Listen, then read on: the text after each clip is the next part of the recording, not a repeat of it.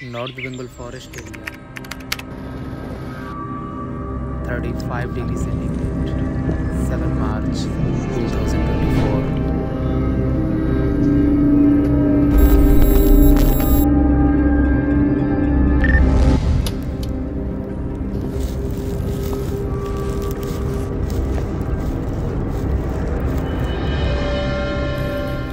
আর কত সময় লাগবে তোমার? তুমি একটু কষ্ট করে থাকো না, আমি চলেই আসছি। হ্যাঁ, ওই দিকেই যাচ্ছি।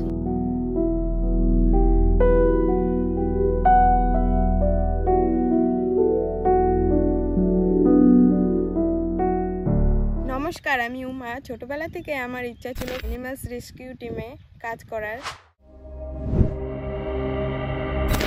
সকালবেলা আমাদের কাছে দুটো আলাদা জায়গা থেকে ফোন আসে। নাম্বার 1 ছিল একটি ইন্ডিয়ান স্পেকটিক্যাল কোবরা, যার পেটের অর্ধেকটা অংশ কেটে গিয়েছে। ওর ঘাটা এতটাই বড় ছিল আর রক্তও বেরোচ্ছিল, যার কারণে আমার ড্রেসটাই চেঞ্জ করতে হলো। আমরা ফার্স্ট এড বক্সের সাথে সাথে কিছু ড্রেসও ক্যারি করি, কারণ অনেক সময় দরকার পড়ে। তার প্রতিটা নাড়ি ভুঁড়ি বেরিয়ে ধুলোয় মিশে গিয়েছিল। নাড়িগুলো পরিষ্কার করি এবং পরে আমরা তার মোটা আঁশগুলো ফুটো করে সেগুলো সেলাই করি, পরে ব্যান্ডেজ করি এবং তাকে কিছুক্ষণের জন্য আমরা রোদে রাখি, কারণ ইন্ডিয়ান স্পেকটিক্যাল কোবরাকে রোদ না দেখালে সে নিস্তেজ হয়ে পড়ে এবং পরে সে ধীরে ধীরে নড়তে থাকে। তবে পুরো খবরটা জানতে পারা যাবে কিছুদিন পর।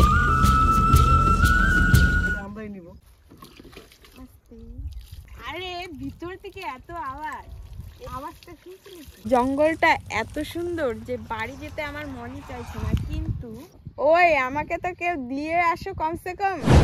উমা এখান থেকে বাড়ি চলে যায় এবং আমরা চলে যাই একটি র্যাট স্নেকের কাছে, যে একটি নেটে আটকে আছে। সাপটি বারবার করে আমাকে বাইট করার চেষ্টা করলেও কিন্তু করতে পারেনি। স্থানীয় মানুষজন ব্যাপারটা দেখছিল। মোটমাট 3 বার আমাকে বাইট করতে চাইলো, কিন্তু করতে পারলো না। আমরা একটা লাঠি দিয়ে তার মাথাটিকে কোনো রকমে চেপে ধরলাম। তখনও একবার বাইট করতে এসেছিল। টোকাই তার মাথাটা হ্যান্ডেল করে এবং মিকিদা পিছন থেকে তার লেজটি ধরে রাখে। তার সম্পূর্ণ লেজটি আমার হাতে পেঁচিয়ে ফেলেছিল একদম, কিন্তু তার শরীরটাকে আমরা ছাড়াতে পেরেছিলাম কোনো রকমের ক্ষত না করে।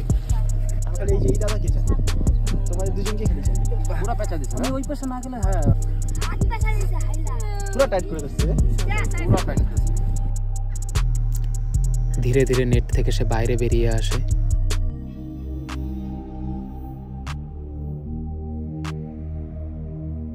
এবং তাকে আমরা ছেড়ে দিই একটা সুন্দর গর্তের পাশে। সেখানে সে অনেক খাবার পাবে। দাও এখানে দিয়ে দাও, এখানে ইঁদুর ফিতুর আছে। আসল ভিডিওটা এখান থেকে শুরু হবে। ফরেস্টটি প্রচুর দূরে ছিল এবং আমরা বাড়ি থেকে ক্যাম্পিং করব বলে সবকিছু নিয়ে এসেছিলাম এবং আমরা নাইট ক্যাম্পিং করি। তো পুরো ব্যাপারটা চলুন দেখা যাক। তো এটা হলো বালাসন রিভার ফরেস্ট, আর এই ফরেস্টটা যথেষ্ট বড়। মানে আমরা সারাদিনে যা কাজ করলাম তাতে আমরা ঘুরেও শেষ করতে পারিনি। আর ক্যাম্পিং করার পর কিছু খাওয়া দাওয়া করব, তারপরে পুরো রাতটা আমরা যাবো। আর হ্যাঁ, তবে একটু সাবধানে। মিকিতা তুমি কোথায়? আসো।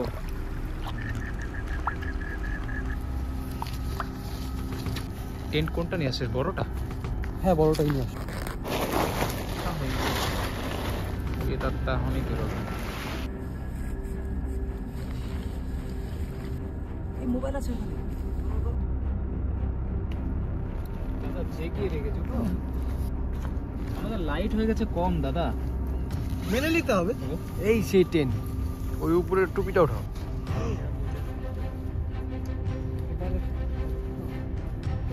এখন আমরা এখানে আপাতত রাত 12টা বেজে গেল। হ্যাঁ, তো এখন আমরা খাওয়া দাওয়া শেষ করে এখন আমরা সবার প্রথমে যেটা করব, আগে আমরা সজারু খুঁজতে বাড়াবো, তারপরে আমরা পেঁচার ডাক মনে হয় না। তো আমরা লাইফে জীবন আর এই ফরেস্ট আমাদের জানা চেনার বাইরে।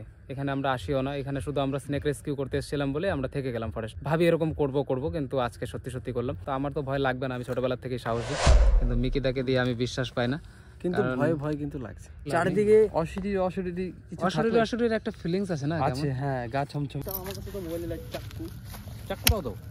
আর আমাদের কাছে হচ্ছে এই একটা দুটো এই যে এই টর্চ, তাছাড়া কিছু নেই। টর্চ আর মোবাইলের লাইট, আর কিছু নেই। তো আমরা এখন যাচ্ছি নদীতে, ফিল্টার করব জল ফিল্টার করে তারপর আমরা রান্নার কাজে লাগাবো। আমাদের কাছে যে জিনিস রয়েছে না, এই জিনিস ভূত কেন, ভূতের বাপে কিছু বলা আমার কাছে এইগুলো একটা দরকার। চাল ডালে দিয়ে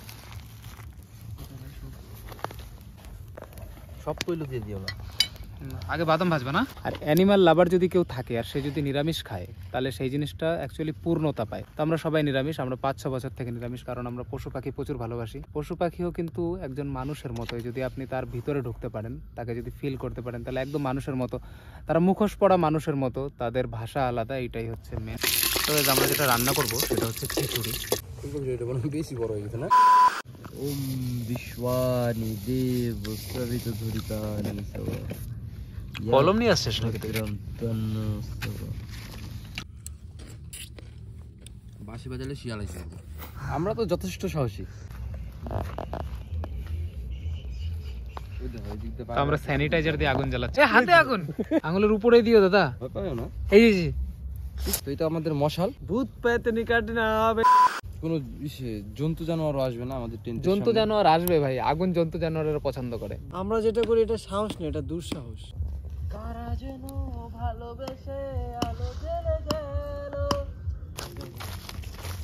গাছগুলো দেখলে শুকনা শুকনা মরার মতো লাগলো, এগুলো সব জ্যান্ত গাছ, আর এর পাতা বেরোবে আর কি।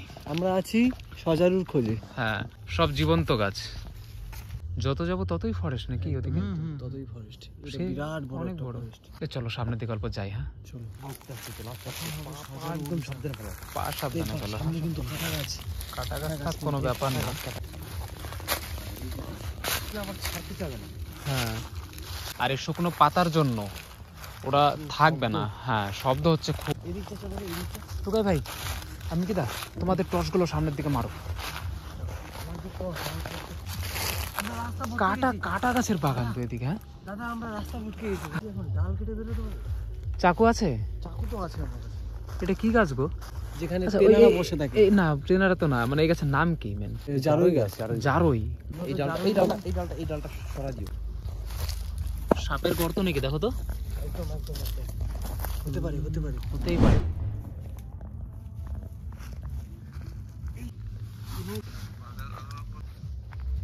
আমি তো ডেটা অন করে আমি বরবাদ হয়ে গেছি। কারো ভাই বন ফায়ার বানাইছি। অল্প ঘি মারো না, তাহলে না জ্বলবে। না জ্বলবে। এখন জ্বলে গেছে তো আর কিচ্ছু লাগবে না। এটা না, আমাদের এখন ওই চেয়ার গুলা লাগতো দাদা, 3-3টা চেয়ারে বেশ আরাম করে বসে। হ্যাঁ, 2-3 ঘন্টাই ব্যথা করে। কোম্পানির বললা যেন কেচুয়া। এটার আলো যা আগুন জ্বললো তাতে ভূত প্রেত তো আশপাশে থাকতে পারে না। ওই এটার মধ্যে ছাওয়া পড়তেছে কিন্তু একটা আগুনের। হ্যাঁ, আগুনের একটা ছাওয়া পড়তেছে কোথায়? এটার মধ্যে। দেখতে না, আমাকে তো ডর লাগা দিয়া। এই দেখো, দেখছো? এই যে বাসটাও দিয়ে দাও। বাসটা জ্বলবে না, কাঁচা আছে। এই দাও ভিতরে কিরম জ্বলছে। হালকা স্যানিটাইজার বাদ ছিল ভাই, কিন্তু ওগুলো উড়ে নাই এতক্ষণ। না,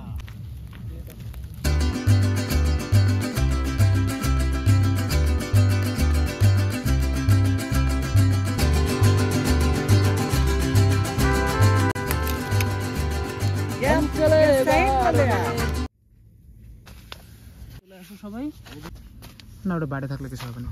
সব লাগাও।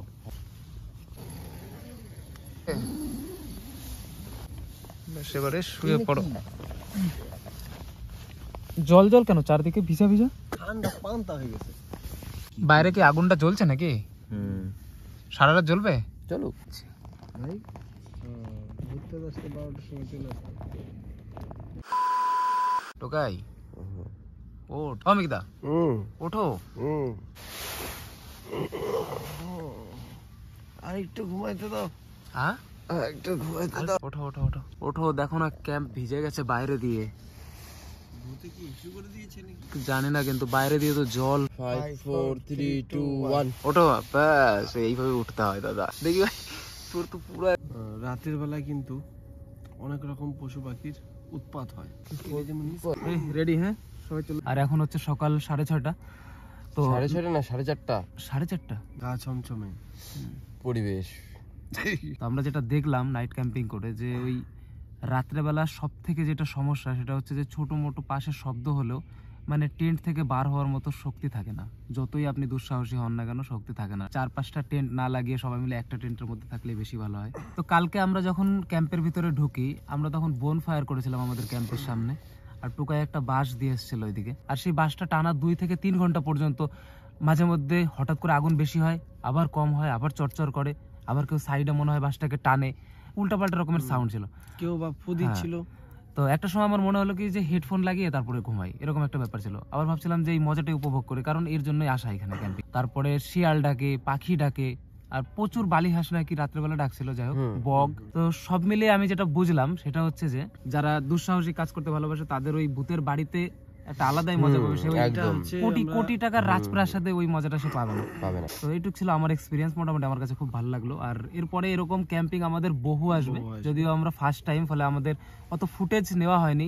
ভয়ের কোনো ব্যাপার, এক অভিনব মনে হয় কিছু একটা হবে, কেউ একটা পাশ দিয়ে যাবে, কিছু একটা হবে। আর আমার যেটা লাগছিল সেটা হচ্ছে যে চাঁদের আলো পড়ছিল আমাদের টেন্টের উপরে, মনে হচ্ছিল কি হয়তো কখনো মুখ দেখে ফেলবো কারো, ছাওয়া যাবে, যেটা সত্যি কথা। আমি তো বাইরে বের হবো যে সেই সাহসটুকুও ছিল না।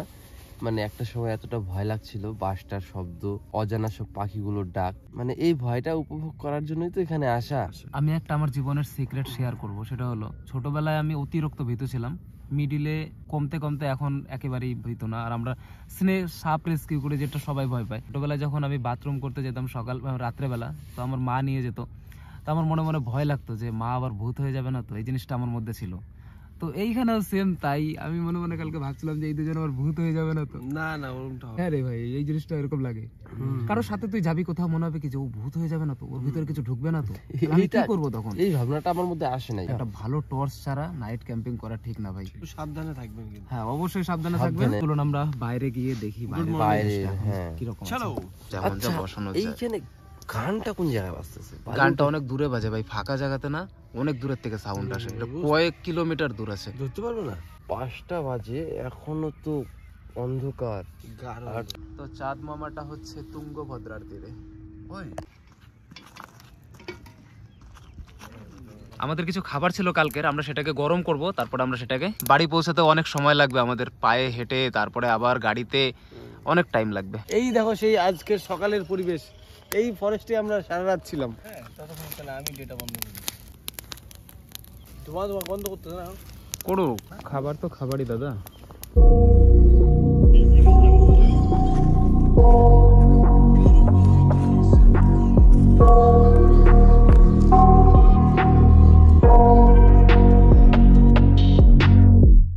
I got nightmares in my head, I fear that the thoughts build up until I can't hear. পাশে আছে বালাসন রিভার, তো আমাদের যত কিছু দরকার ছিল রান্না করা সেই জিনিসগুলো এখন আমরা সেখান থেকে ধুয়ে মুছে আমরা চলে যাব বাড়ি। আপনাদের আশীর্বাদে হয়তো প্রাণীটা ভালো হয়ে যাবে। নমস্কার। খুব খোঁজাখুঁজির পরও সজারু দেখতে পেলাম না, খুব দুর্ভাগ্য আমার। আমাদের কাছে যেগুলো টর্চ ছিল তা দিয়ে সজারু দেখা সম্ভব ছিল না একেবারে।